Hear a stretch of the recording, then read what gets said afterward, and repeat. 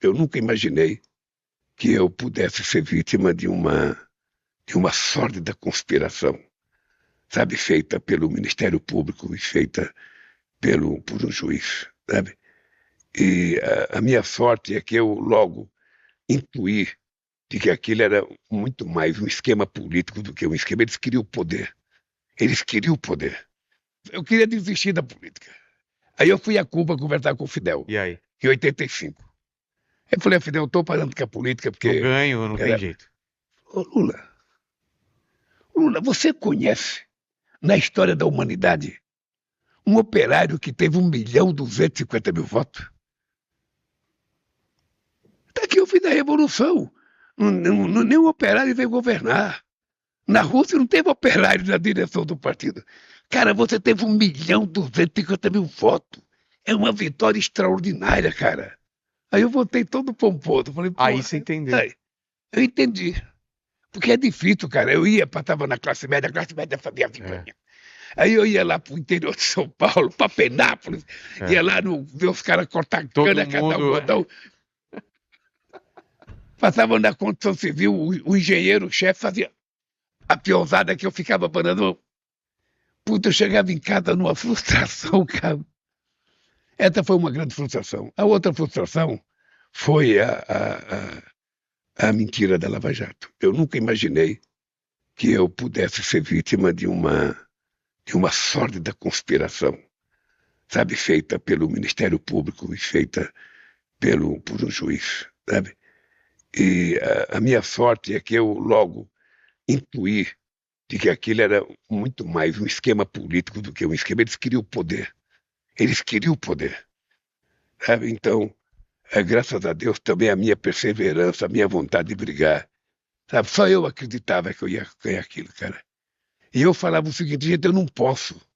Eu não posso. Sabe, quando eu saía de casa, Vilela, eu passava num posto de gasolina, eu vi o coitado do frentista, 5 horas da manhã, para ganhar R$ 1.500, e o Lula no caixa, falando, esse cara ladrão, tá roubando o país.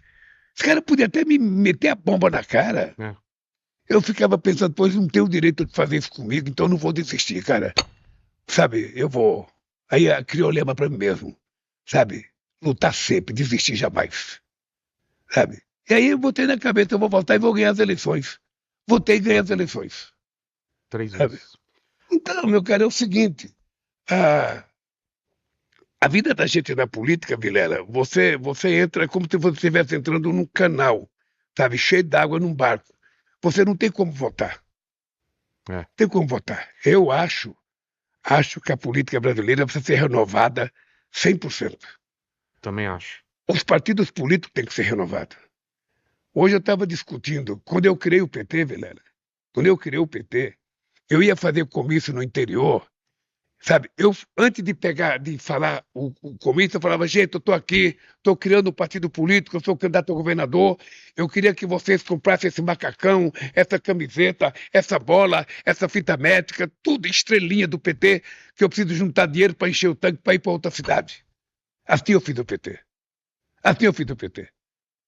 Sabe? Então eu tenho saudade desse tempo. Era difícil, mas era mais honesto. Eu concordo. Sabe? Era uma coisa mais decente, a gente dormia com a consciência tranquila. Hoje eu vejo aí os partidos com dinheiro, fundo partidário, fundo bilhões, eleitoral, bilhões e bilhões. Sabe? Então eu falo, apodreceu a política. Verdade. Todo mundo tem um preço. Vou lá pedir voto pro vereador. Quanto é que custa aquele vereador? Vou pedir voto pro deputado. Quanto é que custa aquele deputado? Sabe? Então eu estou enojado disso. Uma hora tem que mudar. E eu quero ver se eu mudo. E é importante todo mundo saber, sabe? Se eu ganhar as eleições, eu venho para mudar isso. Promessa. Tá? Segunda pergunta é o seguinte. O senhor está bem, estamos bem, mas esse programa aqui vai ficar além da gente na internet. Manda uma mensagem para o futuro. Daqui 200 anos, quem está assistindo esse programa, quais seriam suas últimas palavras, teu epitáfio? Olha, eu carrego comigo um desejo. Tá. Sabe? Eu sou obcecado por investimento em educação, em ciência, em tecnologia, para que esse país vire uma grande nação. Sabe, nós temos condição para isso. Nós temos condições de ter um país capaz de competir com qualquer país do mundo. Mas é isso que eu sinto. A gente é o país do quase, né? A gente está quase chegando. A gente tem bacia hidrográfica, a gente tem terras raras. Nós já demos um salto. Inclusive, nós temos que pensar muito seriamente em 4 coisas. Agora, A questão da defesa é uma coisa séria. Sim. O Brasil tem 16.800 quilômetros de fronteira seca, tem 8.000 quilômetros de fronteira, tem petróleo no fundo do mar, tem petróleo em terra, tem minério. A gente tem que tomar conta disso, cara. Senão qualquer um pode vir aqui e querer tomar da gente. Claro. Depois, eu quero cuidar da educação. A educação é a minha obsessão. Sabe? Eu quero ser o maior formador de educação do mundo. Sou de família de professores mesmo. Uma coisa que eu vou criar aí, vou falar pro teu pai. Uma coisa que eu estou pensando em criar, que é o seguinte: eu quero criar uma política muito forte de cuidar das pessoas da terceira idade. Sim. Porque sabe o que acontece? Muitas vezes o filho se esquece que o pai e a mãe tiveram muito trabalho quando ele era pequeno. Claro. Sabe? E quando o pai e a mãe precisam, eles não dão o carinho que o pai e a mãe precisam. Então eu quero criar condições de dar decência ao fim da vida das pessoas que são responsáveis pela nossa vida e pelo país. Mas quais seriam essas palavras que você queria deixar para o pessoal em relação à educação, em relação a... Qual seria? Nós vamos anunciar 3 programas importantes. Da educação, nós vamos fazer um plano para em 10 anos resolver o problema da educação nesse país. Resolver isso também. Escola de tempo integral no Brasil inteiro. Escola de tempo integral. A gente vai fazer nesses 10 anos. Aumentar muito os estudantes de engenharia, de matemática, sabe? Para que a gente possa dar a esse país a capacidade competitiva.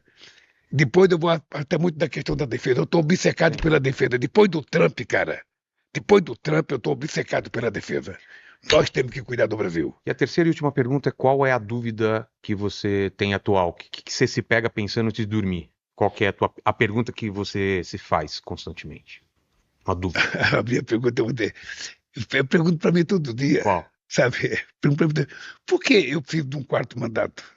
Exato. Sabe? E aí a minha resposta é simples. Porque eu não posso deixar a direita voltar do jeito que ela é. Não posso. Se fosse uma direita civilizada, eu já disputei com o Fernando Henrique Cardoso, já disputei com o Alckmin, com o Serra, em que o tempo era a civilidade. Você perdia, você ganhava, governava. Não, mas esses fascistas, esses destruidores negacionistas, esses caras que vivem da mentira, que não respeitam nada, sabe? Não vou deixar. Por Deus do céu, cara. Eu peço a Deus Lula, e a você que me ajude. Obrigado. Gostou do corte? Para mais vídeos como esse, se inscreva no canal Atacadão Cortes. Deixe o seu like e escreva sua opinião nos comentários.